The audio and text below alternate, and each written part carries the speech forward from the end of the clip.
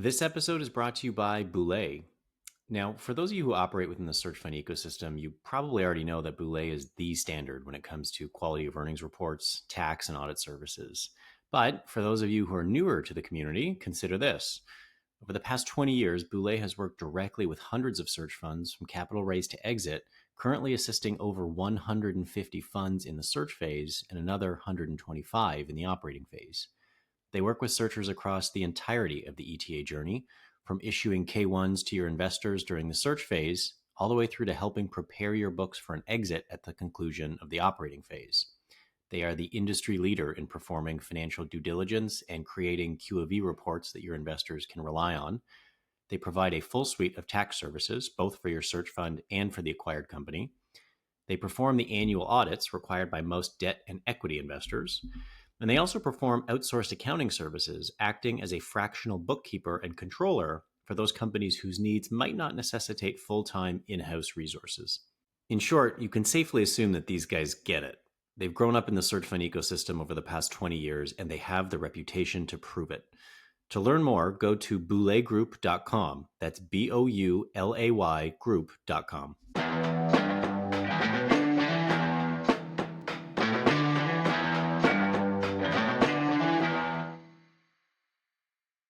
Hello, everybody, and welcome to another episode of In the Trenches. I am your host, as always, Steve Davitkos. Since the first blog post that I wrote in April of 2021, I have been rather public with my opinion that nobody knows what it's like to be an entrepreneur or CEO unless you have been one.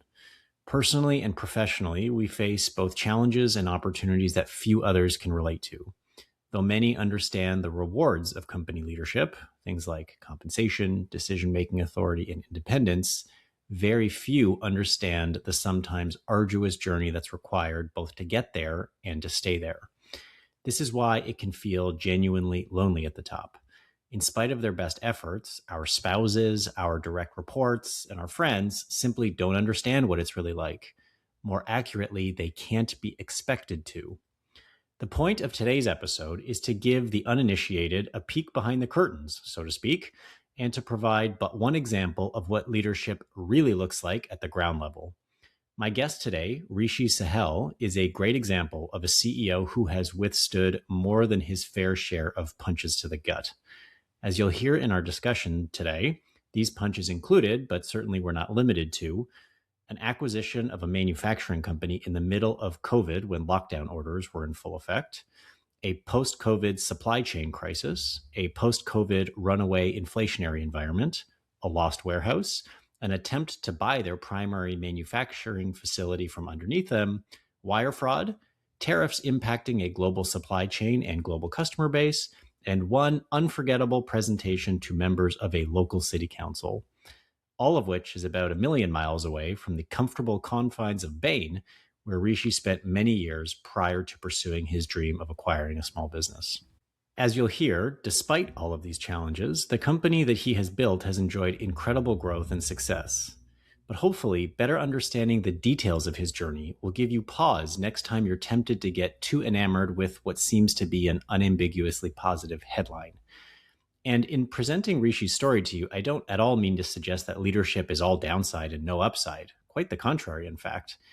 Instead, I'm providing you with this dose of reality only because I assume you're much more familiar with the upsides of entrepreneurship and leadership and much less familiar with the price that you're likely to have to pay in order to receive those benefits.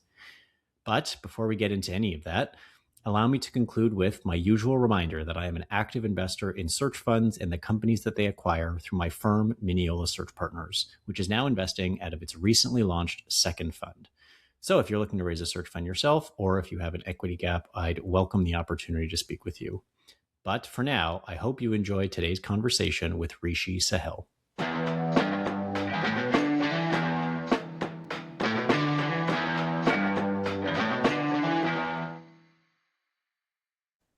Rishi, welcome to the show. Steve, thank you for having me. Long time listener, first time interviewee. Long time, first time. I love it. Yeah.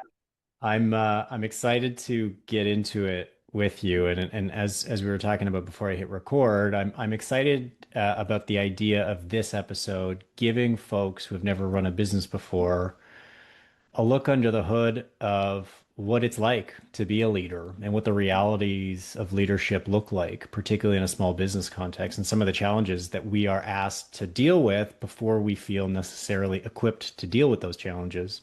But before we get into your time as a leader and as a CEO, maybe you can just walk us through your life and career before you became a CEO. Maybe some of the major stepping stones before you became the CEO of your company. Yeah. So, I think it starts to when I was a kid. I had grew up in a family business environment. My dad had a manufacturing company growing up, and I there's a lot of studies on this, but I think that plants a seed of one day I'm going to be an entrepreneur. One day I'm going to run my own show. I took a lot of odd steps to get there. I was a computer engineer at first, which feels very risk adverse, but in the back of my mind, I was always thinking about what skills and lessons do I need to learn and acquire so that I can be in the seat. After spending 7 years at a medical software company, I realized I need to make a pivot. I need to drink from the fire hose for a while, learn how the big guys do it, which was my MBA and then transition to strategy consulting. So I was at Bain for 4 years here in Toronto, where yeah, I drank from the fire hose. You know the background, you know the drill, and I learned a lot of lessons. Uh, at a at around the 4 or 5 year mark is when I realized I'm on a conveyor belt, and this is going to lead to a life that it may be great, but it's going to stop me from being an entrepreneur. And I looked myself in the mirror one day and I said, if I don't make a move now, I'm gun shy and I'm never going to be an entrepreneur. And that's okay, but I got to decide. Coincidentally, around the same time is when I met Martin, my business partner, also family business background. He came from investment banking, private equity, so we had a complementary skill set. And it was over beers. We looked at each other and said, let's do it. And that was 2019, and here we are. Fantastic. So you purchased the business that now you are leading and have been leading for many years.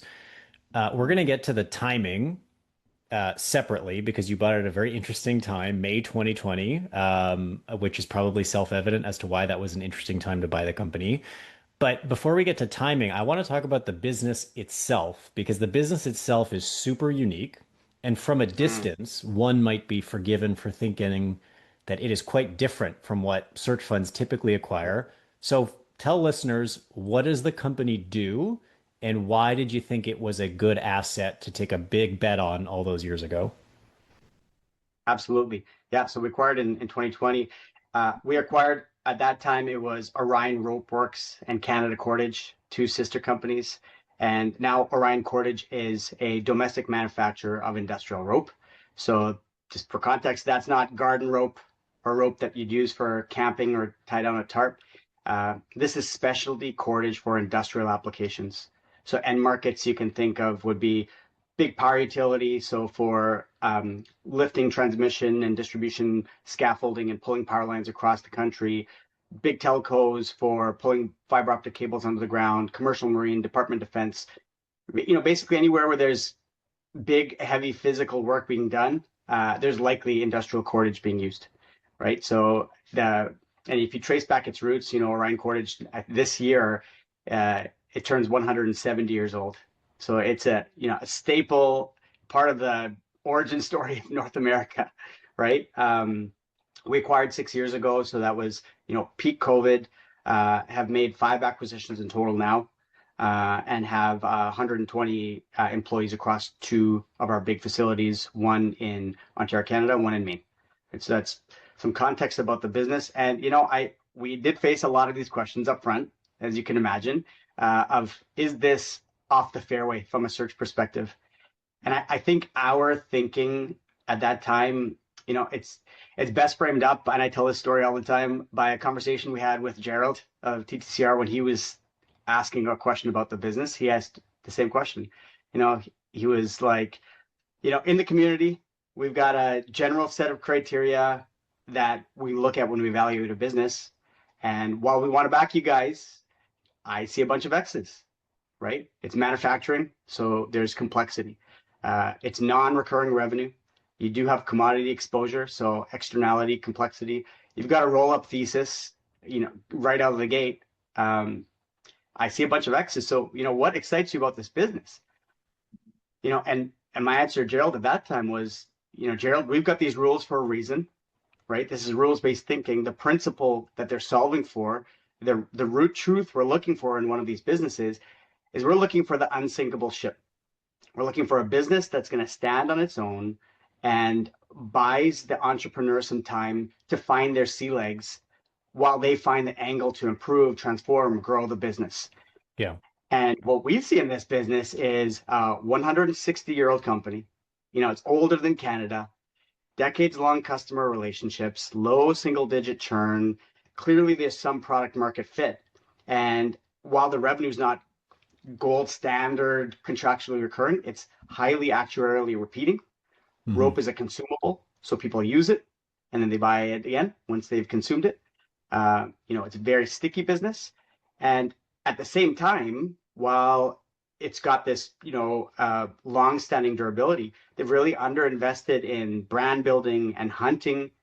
And we just saw a lot of opportunity to take those bones and improve the business.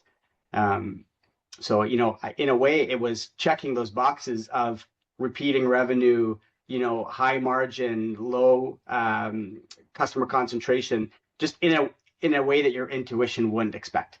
Yeah, yeah. I like that idea of there are rules, but then there's like a general spirit that those rules are trying to uncover. You used the phrase unsinkable ship. I wrote a blog post on this a couple months ago called Hard to Kill, and I basically said Yeah. that's what a search fund ought to buy, a company that's hard to kill. So, admittedly, at the time, you had questions about non-recurring revenue, about complexity because it's manufacturing, commodity price exposure, et cetera. With over 6 years under your belt, looking back, which of those concerns were founded and real and true, and which were actually unfounded and not real and not particularly true with the benefit of hindsight? It's a good question. So on reflection, I think this simple, uncomplicated business, what it's really doing is this. When you are diligencing a company from the outside, one thing you can't get a good view on is how good are the systems? And that's not systems from a day-to-day perspective. How do you respond to new, novel, existential crises, right? And when you have a simple business, you're kind of reducing the externality exposure, right? There's less things that can knock you out at the knees. When you have a complex business, the systems have to be good enough to adapt in those situations. And most of these middle market businesses, founder run, guys playing hero ball, the system is not good enough to handle that type of stuff. Um, what I would say is, and we'll talk about some of these stories, all the things that could have happened, right? Because we bought a company at a very unique time to run a domestic manufacturing business. But while there's risk in not having a system that can keep up with the complexity, there is opportunity because if you can be the one to build a system in that complex market, you can be the one in that industry who's faster to mitigate risks, one that's able to keep customers happier during times of volatility and keep or win share. You can quickly take advantage of opportunities. And that's kind of the story of our 6 years. We got, punched in the gut several times, and we'll talk about some of those. Some were foreseeable, some were not foreseeable, but in each situation, it taught us a lesson and allowed us to build a system in a way that was going to be able to solve that in a repeatable, defensible way in the future. So, I think we've built a company that now is seen a lot of things and can adapt in that area. So, there was risk exposure at the beginning, and I think we've cleaned a lot of that up. Yeah. You use the word crises, which I think it was an interesting choice of words, especially, being a CEO myself, I faced my fair share of them. The bulk of our conversation is going to focus on those challenges that you had to face as a CEO. But I'd love to contrast where the business was when you bought it. And then towards the end of the episode, we'll talk about where the business is today. So, just at a super high level, whatever you're comfortable sharing, when you bought it, just give listeners a rough sense as to like, what did this company look like? Yeah. So, around, I mean, it's a pretty sizable business, one of the biggest domestic cordage manufacturing companies in North America. We're doing in the mid 20s of revenue. We're in the roughly 20% EBITDA, Hmm. right? So reasonably well run company from a profitability perspective, stable. And but I mean, one of the search criteria that we were not hitting, and this one I've spoken with many investors about, ends up being an important thing, is growth prior to close. I think Hmm. that's a metric that a lot of investors are looking at closely now. This company had been flat for 5 years. So what that forces you to do is believe that you can develop a growth engine when it has not been demonstrated. Yeah. We have been able to do that. So I'll talk about some of our successes and where we're at when we get to the end of this. But that was one thing that it a growing market um, can cure a lot of ills, Yeah. right? What's the Warren Buffett quote? When a bad market meets a great manager, the market wins, right? Yeah. And if you got a pretty flat market, we've found some angles where we are growing very well right now. So we've pivoted and found some interesting things. But at first, it required us to find those. It wasn't in the bones of the business at first. Okay. So let's begin the process of peeling back the curtain on what small business leadership and ownership really looks like. And in your case, you got dropped right into the Shark Tank. You acquired the company in May 2020, which was about as acute as it got in terms of the early days of COVID. So tell us a little bit about the realities of acquiring a company during such a tumultuous time for everybody, Mm-hmm. and maybe some of the major lessons that you extracted from dealing with such a very real challenge so early in your tenure as a leader. Yeah, so you hit it on the head. Our original close date was February 15th, I think, 2020. Maybe the weirdest time in modern history to buy a company. World shut down. We didn't all believe that it was going to be a real thing if you can take yourself back to those days. We thought there's a chance this is going to be a couple months. When somebody had first said this is going to last until we have a vaccine and people are going to shelter in place for a year, 2 years. I don't think we really believed it at that time. Yeah. Um, the owner didn't believe it. So he was putting a lot of pressure on us to close during that time, right? The owner who we were buying the business from. We were continuing to try and stretch out to get more information about the company and just get data to see how the world was going to unfold and how the business was going to hold it. And I would say this, while it was a turbulent time for society, uh, it ended up being a pretty good validation of Ryan's business model, right? So demand completely held up. Mm. And when we tried to push the owner, we didn't have much of a leg to stand on because a month, 2 months, 3 months went by and orders continued to come up. They were able to produce. And I guess it turns out that, when you shut down the world, infrastructure still needs to be maintained. You need to keep up power and telecommunication lines. Humans still need to eat, so we fish, right? All those critical services and critical industries, they stay on. So the business proved during that time it was a great positive stress test. That demand was durable and predictable. So we acquired in May, right? During that time, we faced all the challenges that a CEO would face and all the questions. Do you have to mask? Do people have to vaccinate? Who's allowed to come into the office? Are we allowed to travel across border? So we dealt with a ton of those challenges, and it was I mean, we were still getting our feet underneath us in the business, um, but it kind of became a rallying cry for us in the business. We kind of used it.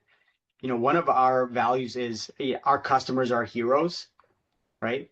And what we mean by that is, we're making rope, right? We're not saving lives, but the rope that we make, powers the cities we live in, builds the bridges we live on, provides the food that we eat. So we did those speeches in the company at the plant when we first acquired. I mean, that was our big speech. Orion is 160 years old. It has a place in this world, right? It's one of the pillars of our society. People don't see it, it Yeah. gave me a sense of purpose to use that language, right? It made me excited about running the business. I think it allowed us to pump up our employees, and I mean, it I think allowed the company to coalesce around new ownership and a vision. So in our ecosystem, there is wisdom that I think is well founded of when you go into a business as a rookie CEO, don't change too much too quickly, diagnose before you prescribe, don't make irreversible decisions, etc. That's all perfectly reasonable, consistent with my experience. The only nuance I would add to that is that the reality of buying a real going concern business is that the business doesn't wait to present you with problems until you're ready to handle them, which is to say, you're taking over a company with like real problems, real employees, real challenges, real questions that need to be answered. And it basically creates a situation where the CEO has to make decisions that he or she would otherwise feel unqualified to make. So, can you bring us into your own psychology at that point in time? Like, if that was me having to make such critical decisions so early in my tenure, I mean, imposter syndrome would have been running rampant through my head. A sense of like, I don't know what I'm doing. I don't feel qualified to have an opinion on this. Can you just bring us inside your head at that moment in time? Yeah. Um, I would say this. Martin and I are we're gunslingers. Right? So we came in and immediately we had ideas and things we wanted to do. You know, we just came from consulting, so my Bain drumbeat was still driving real fast, right? So how do we learn the business as quickly as possible? How do we come up with opportunities? You know, we were it's probably inefficient use of time, but it's a good way to think. Making slide decks for ourselves and how we think about this. What are the scenarios? Bringing it up to our board. I mean, at that time we were having monthly meetings and often weekly calls on specific items. But I think it taught us a lot about the business. When I say we're gunslingers, I mean we're guys who don't like to sit on our hands. So I mean, in our first quarterly board meeting, I remember Bill Egan was one of our board members at that time.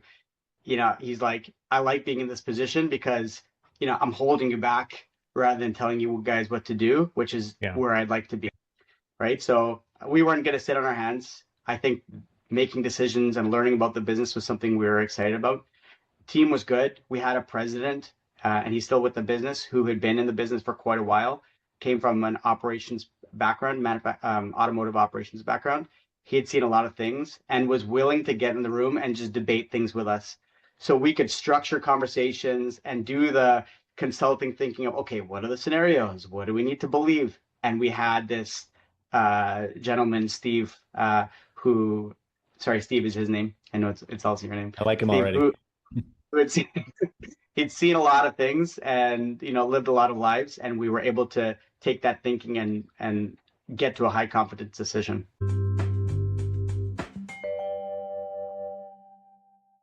This episode is brought to you by Oberly Risk Strategies, the insurance brokerage and insurance diligence provider that's been trusted by investors, lenders, searchers, and CEOs for over a decade now. The company is led by August Felker, himself a two-time searcher within both the funded and the self-funded models. He personally runs Oberly's dedicated search fund practice that works with searchers across the entire diligence, purchase, and post-close process. Their diligence offering, which is completely free, by the way, will assess your target company's insurance program and will summarize any potential coverage gaps, the pro forma insurance pricing, and any changes needed for closing or shortly thereafter. In 9 out of every 10 client engagements, they're able to either reduce spend or improve coverage, all in such a way that the searcher or CEO can focus on other things while Oberly handles all things insurance for them. Oberly has serviced over 900 customers across a decade of operation and has an NPS score that puts them at the very top of their industry. But don't take my word for it. Click on the hyperlink located within today's episode description, and we will gladly put you in touch with as many happy Oberly customers as you'd like.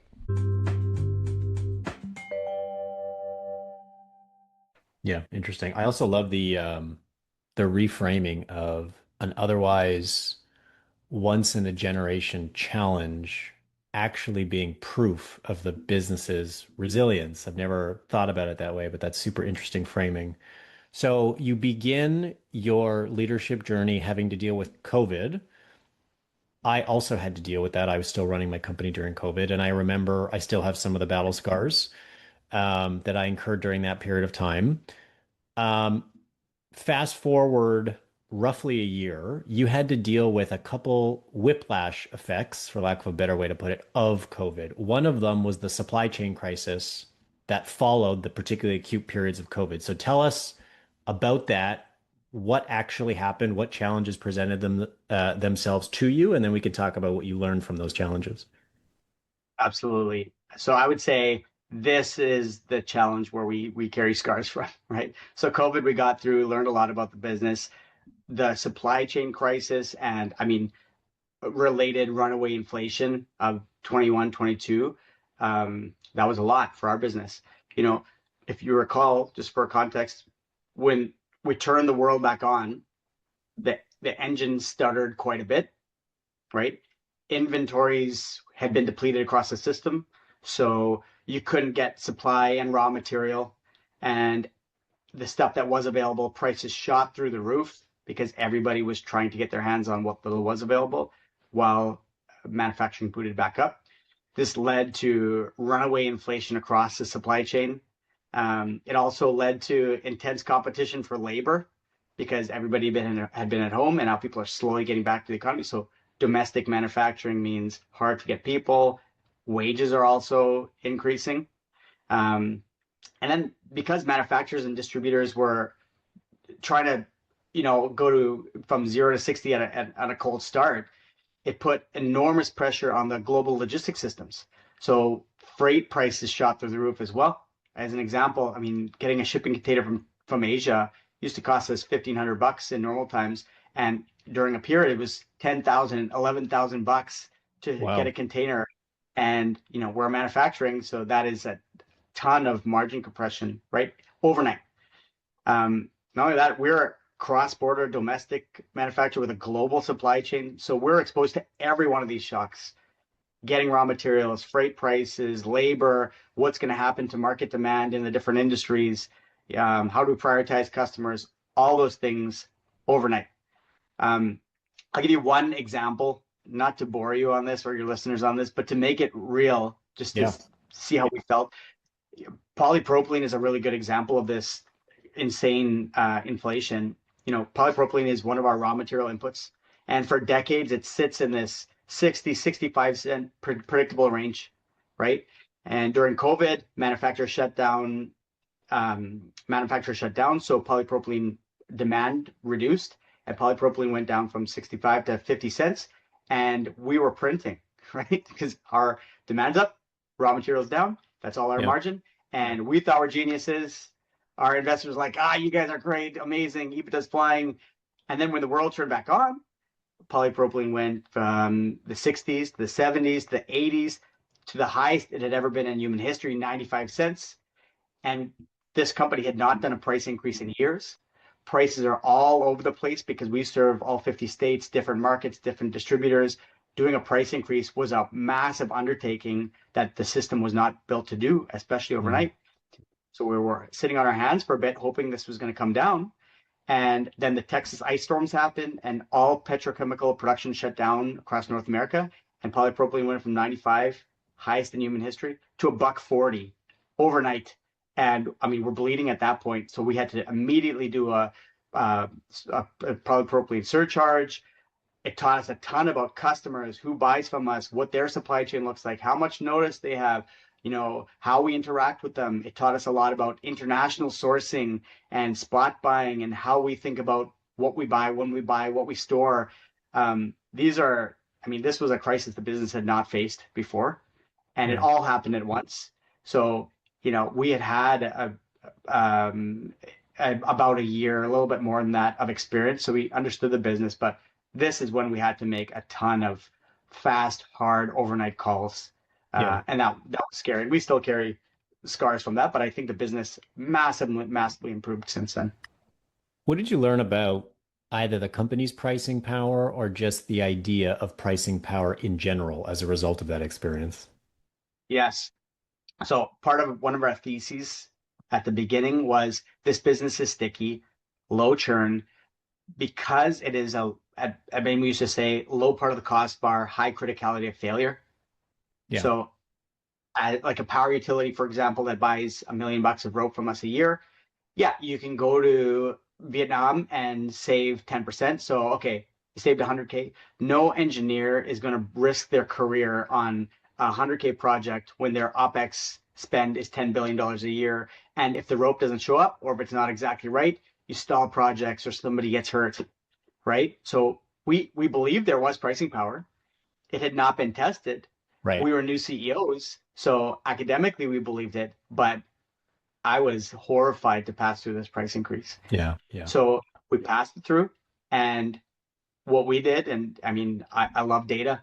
So what we did is we put together a great dashboard on every customer, their buying patterns, how they historically buy, and we were monitoring it weekly to see was there any change in a customer's order patterns due to this surcharge or price increase to preemptively signal, are they shopping, are they holding off? And if so, we would go and jump on it because the long-term relationship to me was worth more than the temporary margin. Yeah.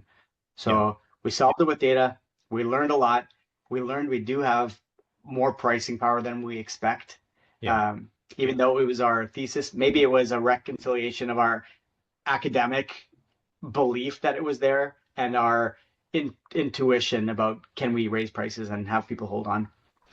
Yeah, that was pretty much exactly my experience as a CEO. We also bought a Mm, business that had a lot of intellectual reasons to believe that it had pricing power, just like yours, just like so many small companies we see had pretty much never raised prices historically. So there was a very big and, in hindsight, rather obvious pricing opportunity. But like you, I was terrified to execute on it.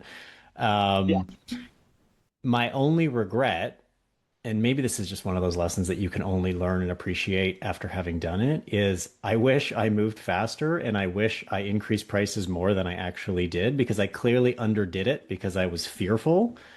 But yeah. in retrospect, that fear was largely unfounded. I'm curious if you had any similar lessons. Absolutely. I feel the exact same way. I mean, that what I believe is one of my big learnings during that time because we ate it for a while on EBITDA while we were waiting. And there's a ton of lag from our perspective. So if you think about our supply chain, I'm not selling to a guy who's out there hanging from the rope. I'm selling to a national distributor who then is maybe selling to a regional distributor or a contractor, and then it's going to the end user. So there's several layers in the supply chain. Our customers value our relationship because we are predictable and steady. We, don't prices don't change month to month, so they can build a business on us. So when we raise prices, it ended up being for some customers, we've got to wait 15, 30, 90. We have a large customer who has an annual price cycle contractually. We're contractually bound by that. We were able to push it in this scenario because polypropylene was doing crazy things. But it taught us a lot about, you know, we got to do this fast because there's a cascade effect and we're not going to get the benefit right away. Yeah. I do agree with you. We had more pricing power than we expected. Yeah. And if you are providing more value and you're not pricing to value, that's a missed opportunity. And closing that missed opportunity allows you to invest in growth and do a lot of great things, especially early in your tenure. Yeah. Yeah. Like I said, some lessons need to be experienced to be understood. This probably falls Yeah. under that category. Okay, so the second bullwhip effect of inflation that you had to deal with as a new CEO was the inflation that followed COVID. This is related to the idea of pricing power. Talk to me how it netted out in your business. Presumably, your raw material costs were subject to inflation, but presumably the price that you charge your customers also followed in some way the trend of inflation. So Yes. tell me, like, how did that challenge kind of net itself out in your business? Yes. Yeah. So we were able to pass through prices. To your point, we were new. The business had not raised prices in quite a while, so we were slow on the draw, I think. And we think we were still learning about the strength of the business and the resilience, but that led to a lag effect. right? So there were several months where, when I say we carry scars from this, those months were scary, Yeah. right? We just bought the business. We had quite a bit of debt on it at that point, had not had the chance to pay much of it down. All of a sudden, EBITDA is thinning out, thinning out, thinning out. Um, I mean, the bank was very receptive, and we worked with them pretty closely. Um, so, our bank has been banking us for, I think, over 100 years. So we work with BMO up here in Canada.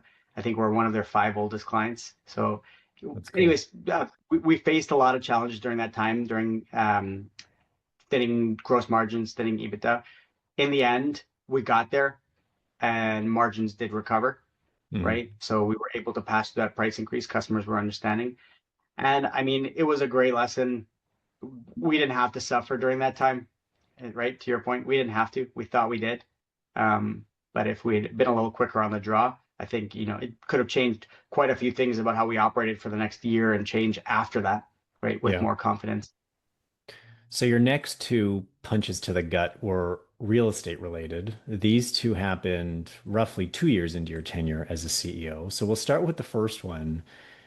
Effectively, your warehouse, which is critical to your day-to-day operations, given that you're manufacturing rope, was kind of snatched from you out of nowhere. As far as I understand it, your landlord needed the space with no indication that they ever needed that space. And this was just totally out of left field. So tell us what happened there. Yeah, let me. We've had a number of funny real estate situations. Well, I say they're funny now that we're past them. They Yeah. Well, weren't because funny if you at the don't time. laugh, you have to cry, right? Yeah. So I'm gonna tell you both stories because they involve the same person, right? So listeners are gonna hear about this guy and maybe shake their fist. But so our primary facility in Maine, it's owned by the town. The town generally wanted it off the books, and previous owners did not want to tap the capital. They figured nobody's going to buy this customized rope manufacturing plant in Winslow, Maine, right? So we operated that way. We just bought the business. Then one day, one Sunday, our HR manager sends us an urgent email with the meeting agenda for the upcoming town council meeting. And one of the items on there was discuss the Johnny Seeds proposal to buy the Orion Cordage factory. And we're like, wait, we're the Orion Cordage factory. Like, what is this? So Johnny Seeds is our neighbor in Maine, the one you referred to, and also our landlord for our warehouse. And turns out during COVID, everybody became a home gardener, and Johnny Seeds business started booming. Everybody wanted seeds. So, it was the seed rush of 2022 or whatever. And so we quickly made some calls that Sunday, got a hold of the town's real estate agent, and he tells us, I don't think it's a serious offer, but we're on high alert. We mean, if this plant gets bought from underneath us, it is a monumental undertaking to move this business. Our machinery is installed in the plant, right? This is not Yeah. just like a machine you can pick up and move. So Spidey senses are tingling.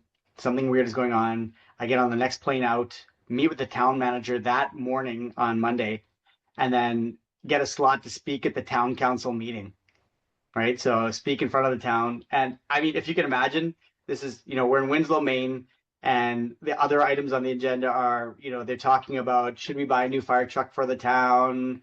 And one of the neighbors, their hedges wasn't to code. So they're going through these items, and then they introduce me. They're like, okay, and here we have co-CEO of Orion Cordage who's come to address the town, right? Unbelievable. So yeah, I mean, what's funny about this is, if you're an entrepreneur and you want to build a business, you kind of have to live for these moments, Yeah. right? You get to come in and do the big speech, right? And you get to come in and say, Orion has been a part of the town of Tapestry of Winslow for 40 years. Our employees, the town of Winslow, our business is, critical importance. So you do that. My family's watching on live stream on Facebook or something like that, sending me texts. John Williams should have scored this speech, but I got to do the big speech, which was really fun. It worked out well in the end. The town didn't sell it to Johnny Seeds; they sold it to us, and that has Okay. worked out really well. So that was our main primary facility. Um, And then, I mean, there's the Johnny Seeds saga continues because not only did they want to buy our plant, as you referred to, they were also our landlord for our warehouse, which was joining our factory. So deeply integrated into our operations. Again, seed rush of 2022. So Johnny Seed says, I need this space back, even though they've been renting it to the business for 10 years without any questions. So we lose the warehouse, and then we get forced to immediately find more square footage. The closest one we can find is a 20-minute drive away. So we have a truck going back and forth every day. Must have been 8 months or something like that. We have this secondary warehouse. We've got a truck. We have to set up a logistics system over there, but had to do it just on the fly overnight. Yeah. Um, I mean, these again, your point. These are the kinds of challenges you don't hear about when you get the flyer over how the business went. You get these. Okay, we lose the warehouse. We got to make a plan. 30 days. We got to move everything. Yeah. All hands. And fortunately, we have got a great team who's able to handle that. And they've learned a lot of lessons over the past couple of years. But those are the kind of things that a business operator has to face. So on the surface, these sound like highly idiosyncratic challenges that are very specific to your situation. Like some listener might be saying, well, the town or some seed company doesn't own my warehouse, so I don't know what I can learn from this lesson. Maybe you can talk about like what generalizable lessons did you extract from this experience? Is it something tactical about real estate? Is it something more general about making the best of a bad situation and controlling what you can control? Like, what generalizable takeaways should a listener extract from your experience here? Yes. I think that there's that root point, which I think this refers to is when you when you say business complexity, right? There is externality surface area. When you're Yeah. manufacturing, you've got plants, you've got equipment, you got real estate, okay, you got commodities, you got labor. So you have all these things, and it is tougher to diligence the resilience of the business and how buttoned up those risk mitigations are.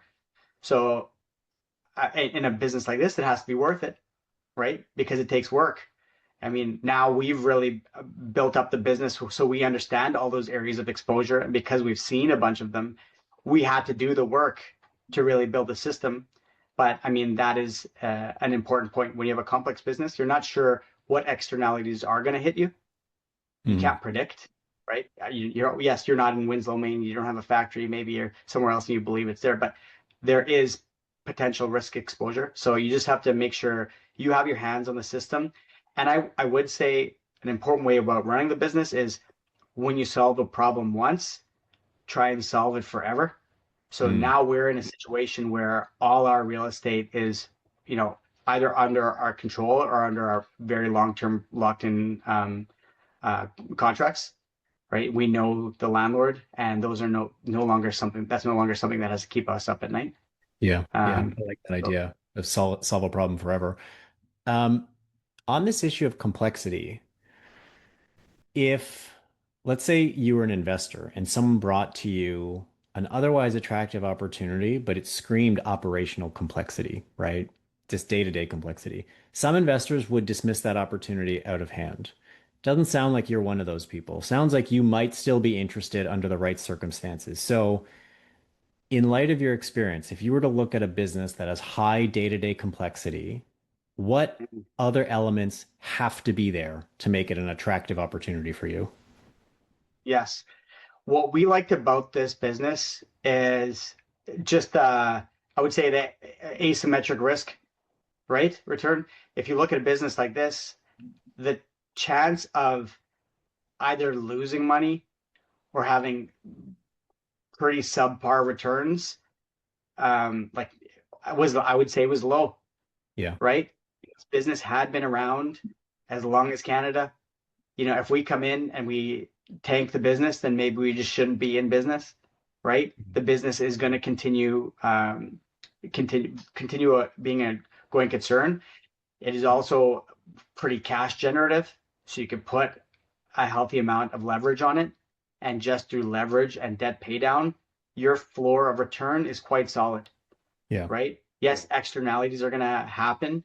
It's going to cause you to have to work pretty hard, but you've got this nice foundation. It was also, I would say, reasonably sizable business, right? So, running it well, continuing to pay down debt in the face of leverage was just a reasonable outcome, Yeah. right? Yeah. Yeah. So I mean that's what we liked about it. The heavy downside protection, I guess, if I had to synthesize that, Yeah. was Yeah. what That we liked creates about that it. asymmetry. Okay. What's Interesting. funny now is, I mean, if you think about it, businesses like this are really becoming on vogue, right? There's this talk about the halo businesses, right? The Hmm. high asset, low obsolescence in Yeah. the face of AI. SaaS companies were all the rage. I was a computer engineer. I would have loved to buy a software company in 2020, Yeah. but now there is externality disruption risk there that, Totally. rope is one of humanity's oldest inventions. I don't think it's going to be disrupted. That's right. Yeah. AI proof businesses are suddenly very popular. Okay. Let's go on to your next punch in the stomach. In 2022, I think, the same year that you were dealing with all of these real estate adventures, there was an instance of wire fraud in your company. Tell us about that. Yeah, I mean, this was worth talking about because it's so sophisticated and bizarre. As we were acquiring our new warehouse, so we had a temporary warehouse, and then we actually acquired the building that was adjacent to us. It actually came up for sale, so that was a godsend for us because now we've got a warehouse again adjacent to our primary factory. When we were buying that, making the wire transfer for that purchase to our lawyer in Maine, unbeknownst to us, somebody had hacked one of the emails in the company, and they didn't do anything with it. They were probably monitoring it for months and didn't do anything. So just a little ghost parasite basically in the background. And when the transaction actually happened, they must have known that this is happening. They caught the email from our lawyer before it went to this person's inbox. They changed the PDF to change the wiring instructions. They changed the phone number on there, a confirmation phone number. They had set up a fake website that looked like our lawyer's website 2 weeks in advance of this, so they knew this was happening. One letter changed in the name.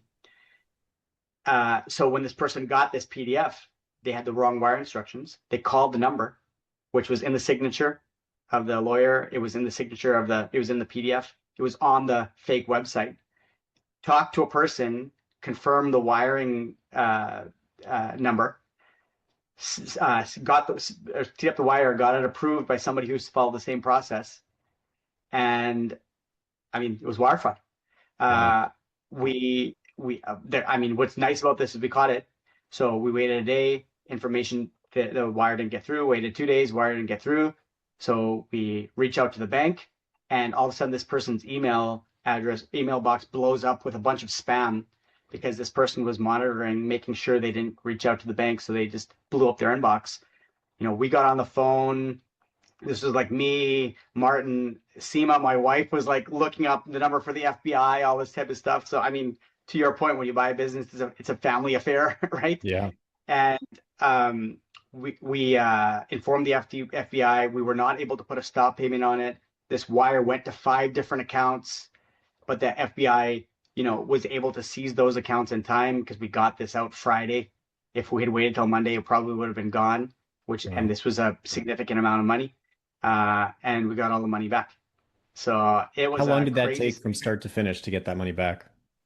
Oh, it was almost a year. Must have been 9 months, something like Wow. that.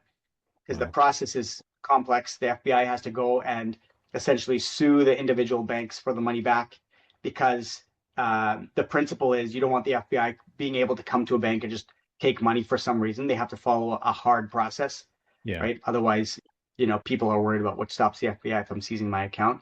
Yeah. I mean, we learned some lessons from that, I guess, too. Now all email addresses have multi-factor authentication. We're required to change passwords. We every time phishing emails and things like that come up, we track them. We've got an MSP now who manages a ton of our IT. So I guess we did, on reflection, solve a problem once and solve it forever. But Yeah. that was also one of those times where you're white knuckling it, or just feels like you're in a movie. Is this really happening to me? Among your stable of advisors as a searcher and CEO, your legal team has to be among the most important.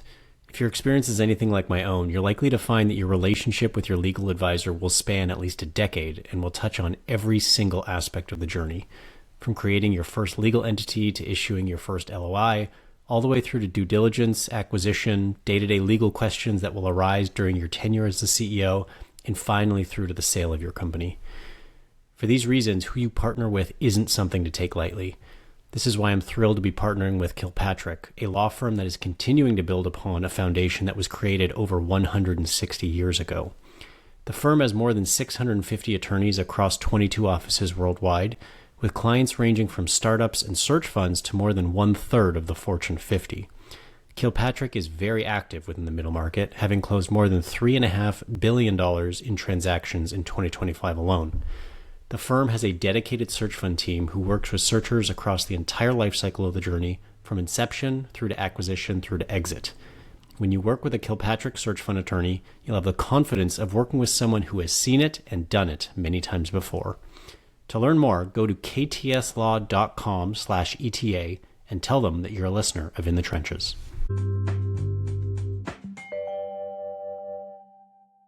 What's most frustrating about that from the outside looking in is it seems like you did everything right. Well, not you personally, but your team. They Yeah. verbally confirmed wire instructions. They went on the website. Seems like they did everything right, and yet the worst outcome actually happened. Yeah, it was wild.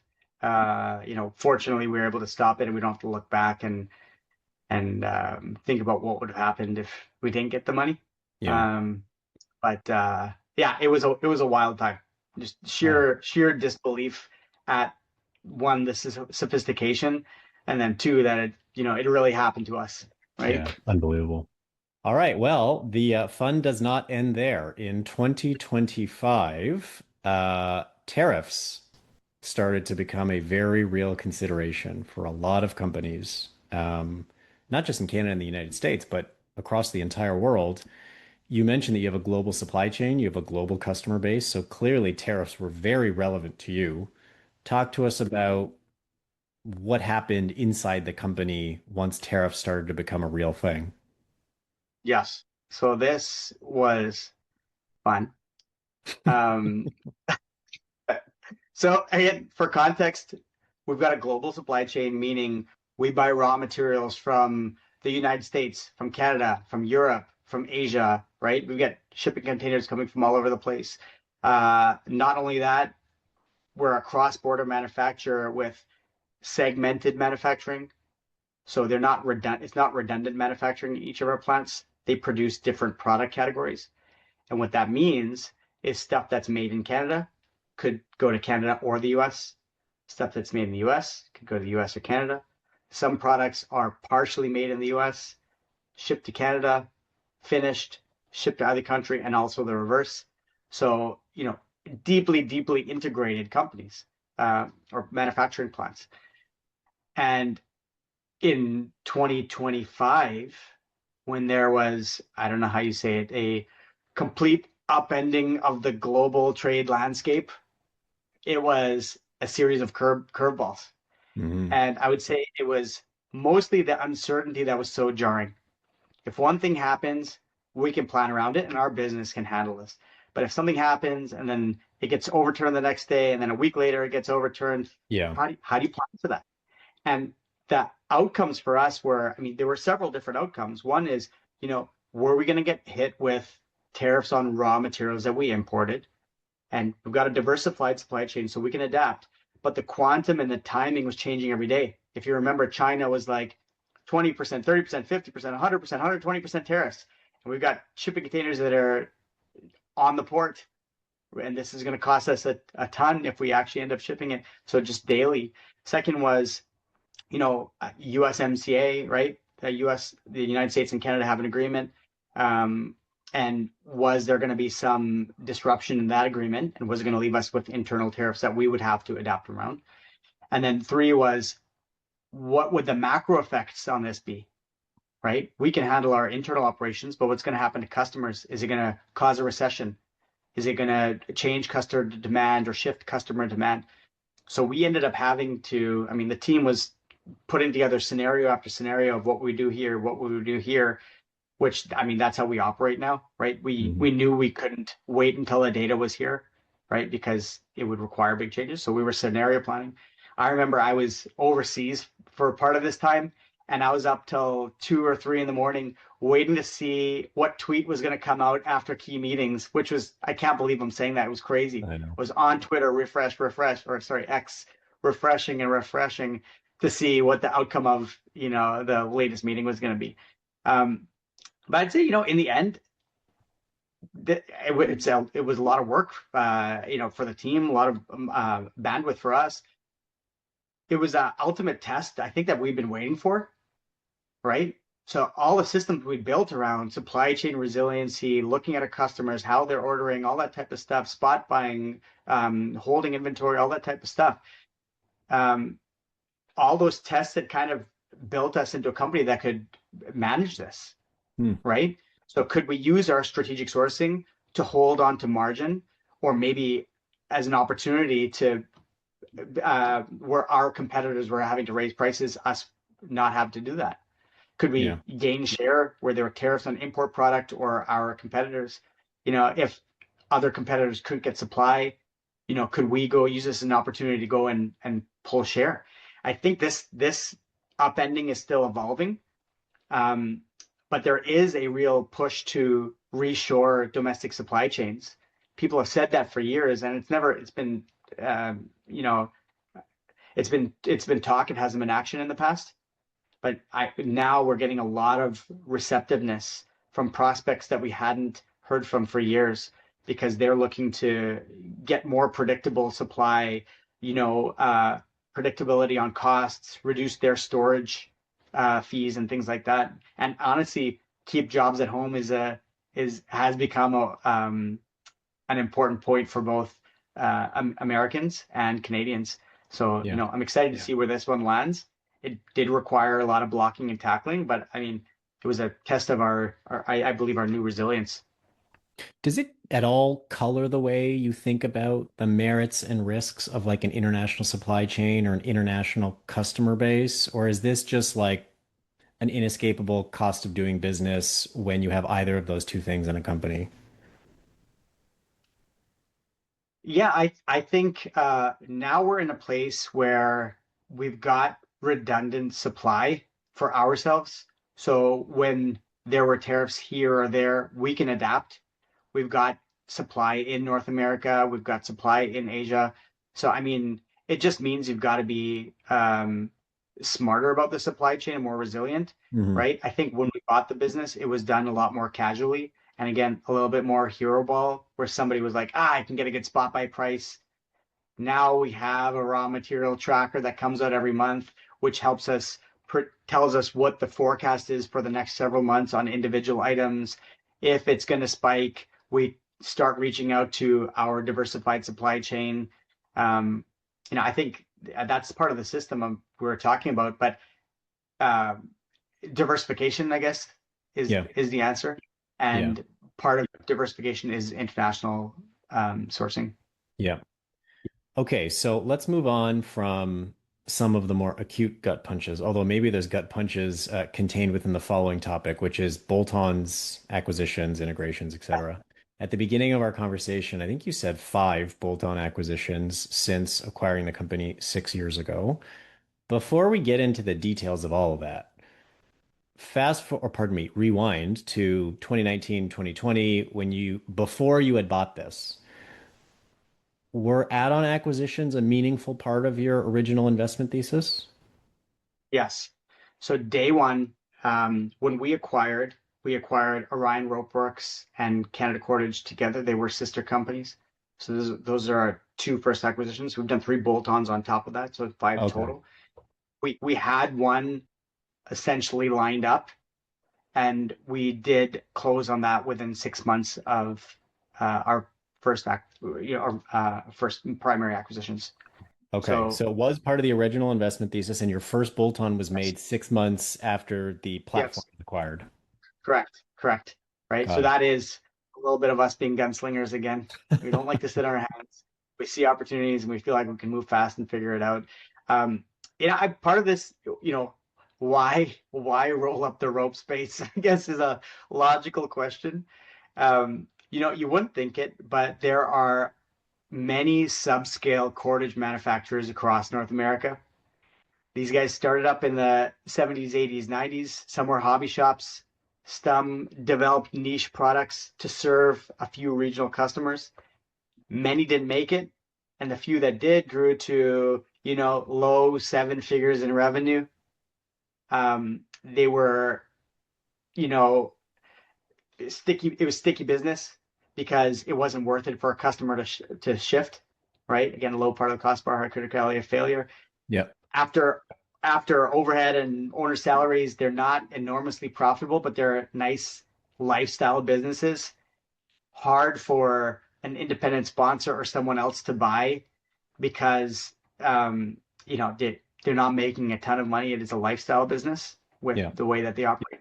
Kids often don't want to go and run their dad's rope company, You don't right? say. But you bring in Orion, and yeah, unless their names are Rishi and Martin, right? You bring in Orion, and we've got these two large facilities with excess capacity, excess space, North American wide distribution, a good name, right, in domestic cordage, existing back office. We can just absorb these, right? And we think naively we've got skilled operators. These guys can do this in their sleep. I mean, those guys are doing this in Franklin, Tennessee. Of course, we can do this in our plant, and it did prove to be a challenge, Yeah. right?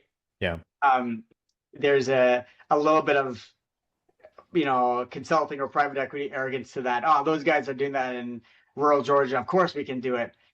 The challenge baked into that is that in those niche manufacturing companies, their production process has a ton of weird tribal knowledge and quirky manufacturing processes baked into it that is built through tinkering and adapting over the course of decades. And you Yeah. cannot learn that stuff by just watching a guy make things unless you shadow them for truly months. Because some stuff comes up here, some stuff comes up there. Weird example, the one we acquired last year, um, out of rural Georgia. There was an operator who, unbeknownst to us, lived in the plant. No kidding. So he was a key operator, had been there a while. He got divorced and he was going to move. And the owner was like, I can't lose you. I'm going to come live in the plant. We're going to change the office upstairs to your apartment. And he was just a great operator. And because of that, it took us at the beginning, sorry, one and a half, two times as many operators as it did them, because the throughput was just very different on how those guys were able to do things because they've been doing it for decades. Yeah. So, it ate up our margins at the beginning doing those integrations. So, I mean, a ton of lessons learned there on bolt-ons are not as easy as you think, right? Yeah. There are a lot of lessons you can't learn from the outside. But to our point from before, how do you take a lesson and then solve it permanently? What we've done with that is, at first, what started off as a program to get gross margins up to where we expected them to be for these bolt-on integrations. We kind of now have this full newly designed operating system for manufacturing using just a ton of data, where every week we get a report on throughput effectiveness for every operator, machine, cell, department, company. There's a gross margin SWAT team that meets once a week and looks at every cell and says, how's this going? How's this progressing? What's the next continuous improvement opportunity? And I mean, these are things you probably could have had in the company before, but it took this challenge for us to wake up and say, okay, we got to solve this seriously and we got to solve it permanently. Yeah. Yeah. I love that idea of like, I think you used the word arrogance. I often say, like, the person who founded the company on which you've bet the next 10 years of your life is probably not as unsophisticated as you've been led to believe. That was certainly Yeah, my experience. Sounds like it was yeah, yours. Let me ask you a question about Yeah, pacing though, because you said you bought your first bolt-on 6 months after you bought the platform. So yeah. admittedly, I'm probably more, I don't know, conservative than the average bear. So if an entrepreneur brought that opportunity to me, I would probably say that's too fast. Why don't you run the business for 12 or 18 months, figure out where all the bodies are buried, and then go buy your first one? Given that you actually lived through a situation that I would have deemed to be too fast, sitting in the nosebleed seats, tell me about your response to my gut reaction. Accurate, inaccurate, somewhere in between. Yeah, I would say accurate. Um, Not because for us it worked out well, the timing worked out well, but to our original point, there's a lot of externality exposure in businesses. When you buy them, you can't diligence that, so you don't know what's going to happen and when it's going to happen. If we had had that supply chain crisis or tariffs or something like that happen while we were trying to do this bolt on, that would have been very tough. Fortunately for us, we were in that period where demand held up, raw material prices were low, gross margins were good. So we had quite a bit of buffer when we acquired that business. I think that also talked us into and allowed us to convince the board that we're doing really well, EBITDA is growing, demand's growing. Okay, let's go to the next one. Our plan at that time was not buy a bolt on and shut it down and do an integration, which would have been a lot. I think at that time it would have been too much. But what we did do is we bought that business and we continued to run it as the past owner had Mhm. remotely. And we maintained that business, which was out in Richmond, British Columbia. And we kept that there for 4 years, really, running as well as it had run, learning it, and then finally making the decision of integrating into our primary facility. So it was more of a secondary side investment that we could continue to run. It wasn't large enough to be too much of a distraction, and we thought we could get our hands on it, and in that situation, it worked out well. Can you talk about some of the benefits that you guys have received as a result of your acquisitive growth strategy? I mean, obviously there's been organic growth, but obviously there's been inorganic growth as well. So specific to that inorganic growth piece, can you just talk about like what benefits have accrued to the company as a result of buying some other related companies? And the reason why I ask that is because, as you know, as someone who's been in the search ecosystem for a long time, roll-ups are like the new shiny toy in our ecosystem recently, particularly through the use of committed capital vehicles. I tend to be reasonably skeptical of these things. Like, I think it's, being 10% bigger doesn't necessarily mean you're 50% better, though I do see a lot of decks that seem to suggest that. Um, Talk to us from your real life experience. What benefits have accrued to you as a result of this inorganic growth strategy? Yes, absolutely. So, we mentioned before, business had been pretty flat when we bought it. So we had to find ways to grow.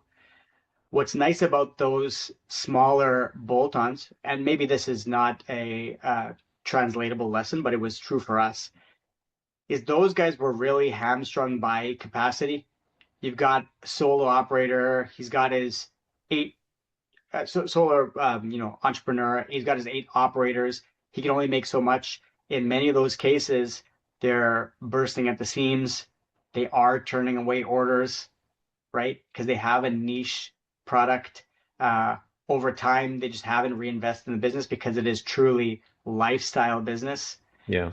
So by acquiring those ones, we've found a growth lever, right? So we bring them into our business, and while it takes twice as long and costs twice as much as we anticipate it's going to, um, in the end, now we've got this engine that we could grow from, and we can take this product and get the revenue synergies, if you want to use the consulting language, of take that product and apply it to our book, right? One of Mhm. those is working out very well. The one that we acquired last year, I mean, once we're at full scale production, many of our customers buy these from other people. And if we offered it, we would get them to move immediately. So there's a ton of opportunity in that one. Yeah. Um, and the third one that we integrated last year as well. Very, very unique product. And I think there's a ton of opportunity to gain interesting new share that we hadn't had in the past. So I mean, Yeah. there's growth potential. And then I mean, you're also buying them in this case, Steve, for pretty great prices, Yeah. given that they've got depressed EBITDA from overhead, and then you're also putting a lower multiple on that EBITDA. Yeah. Yeah. And that like rate card increase benefit is a very real one. One of my portfolio companies, we just did an add-on.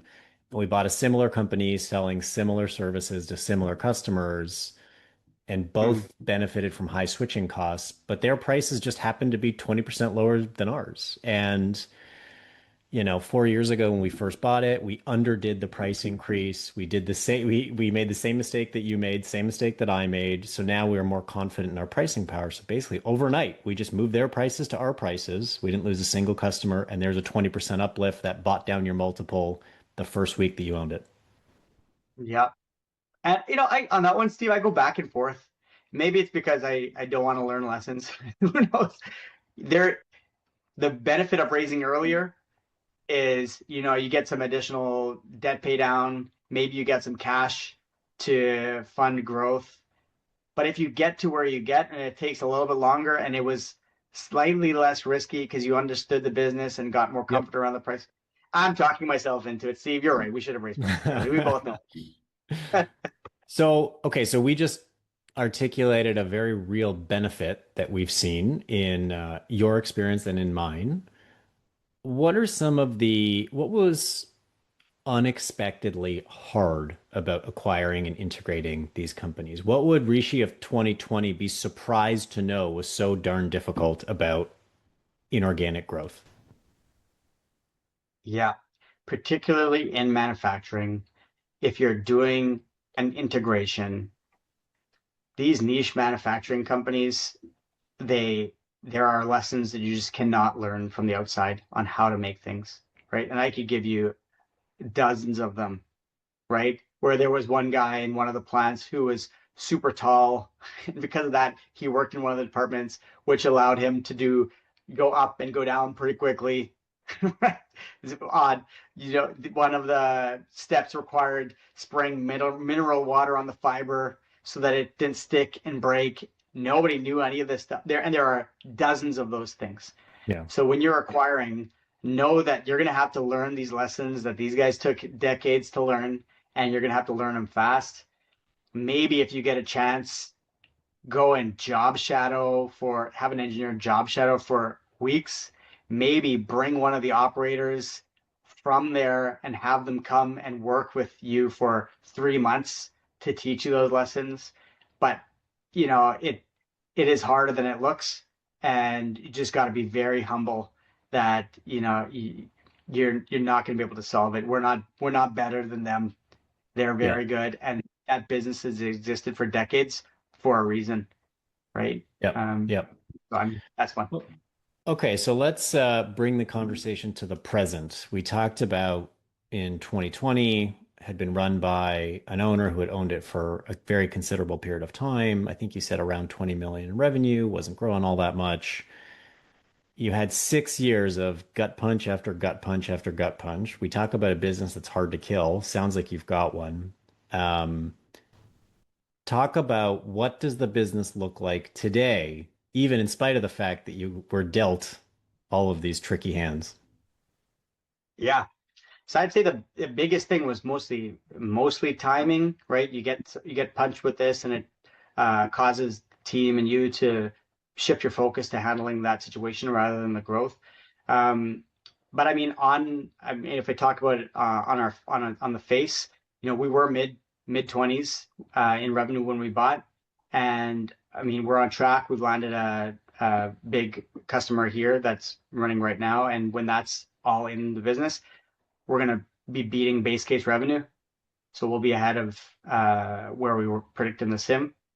With our new ops program, once we get gross margins up to where I believe they need to be in these integrations, we're on a path to beat on GM and EBITDA as well. So we got to where we wanted to.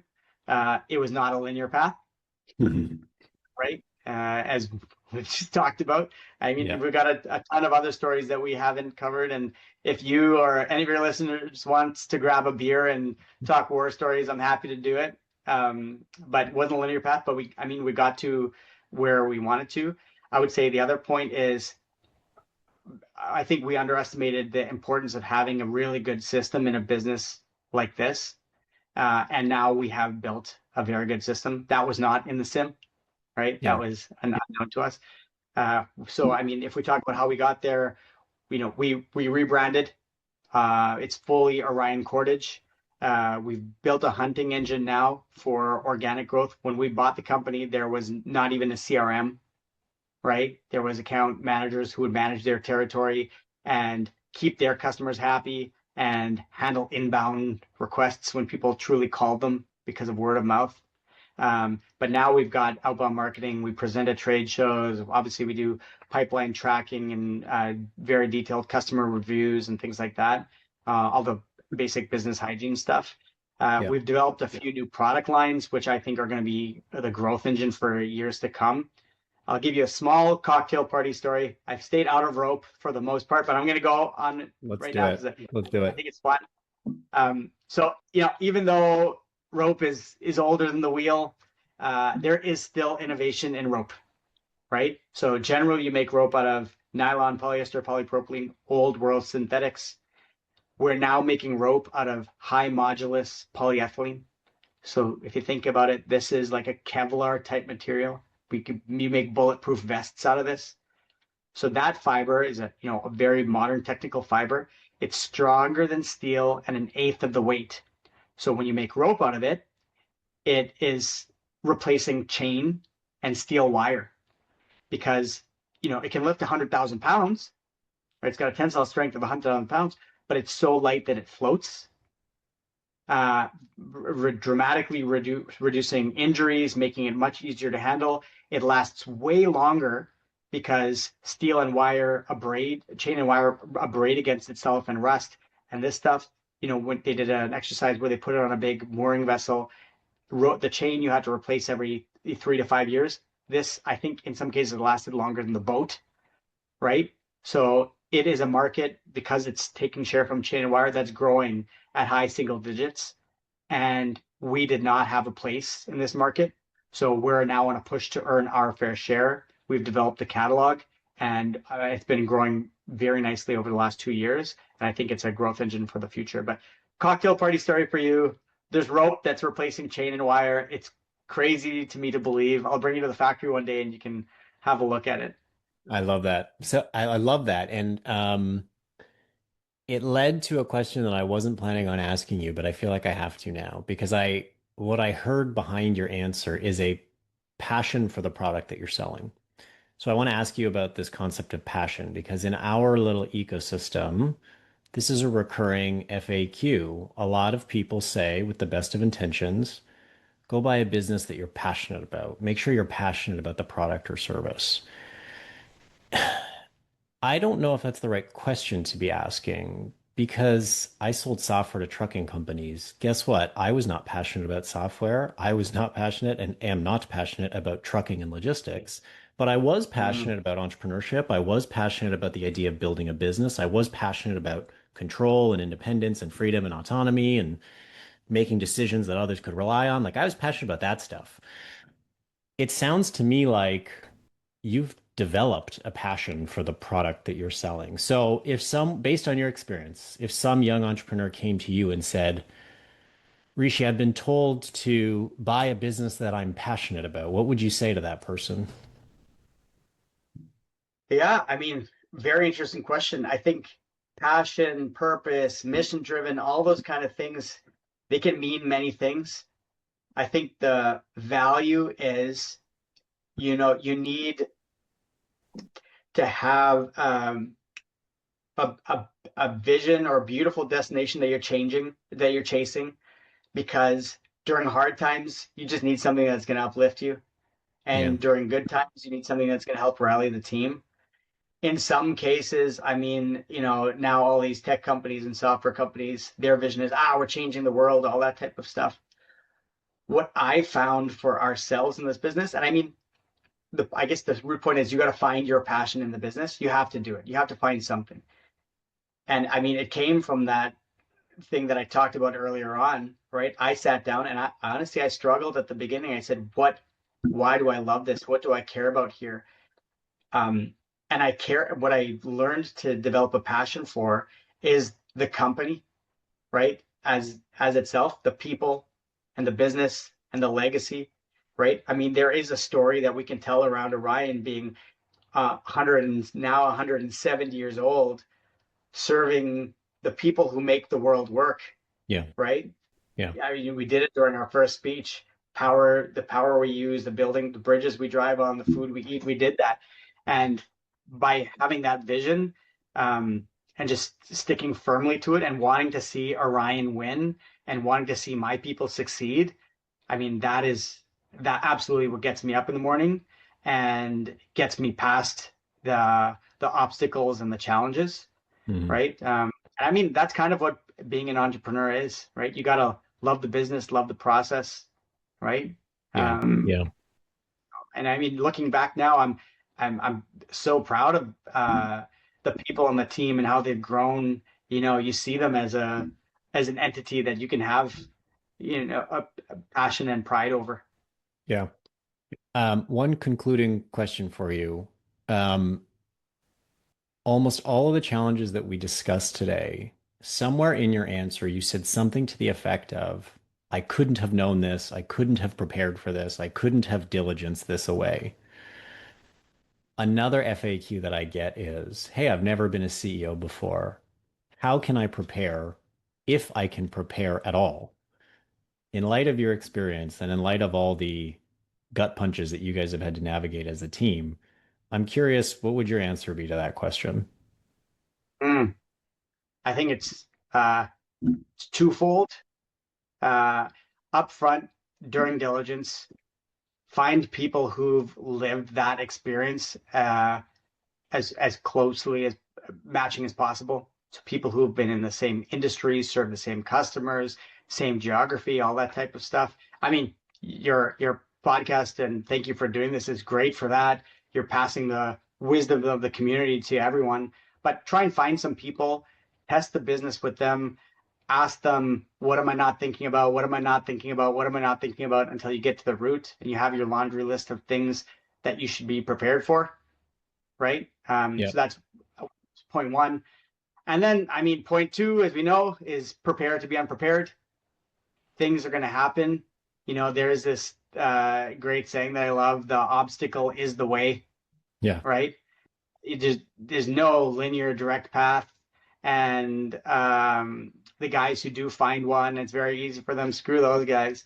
But generally there are going to be ups and downs, and if you believe that the obstacle is the path, every time you have to make a left turn or a right turn, you are learning something as an operator. Your business is learning something, and if you can consolidate it into a lesson or a system, I mean, the business is better, right? One of our board members, Ryan Robinson, you probably met him. He said at one point when we had a big challenge, and we were down in the dumps for it, he said, all you can do is think about what world do you have to build so that you're happy that this challenge occurred. How can Mhm. you use this so that you're better off?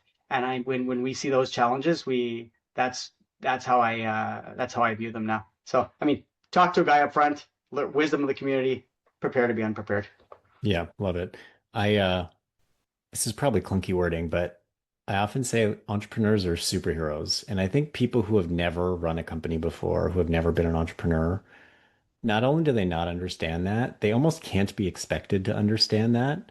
And hopefully, our discussion today, which is the tip of the iceberg in terms of the challenges that you faced, I faced, every CEO faces, starts to give people like a little bit of a taste of what leadership really looks like.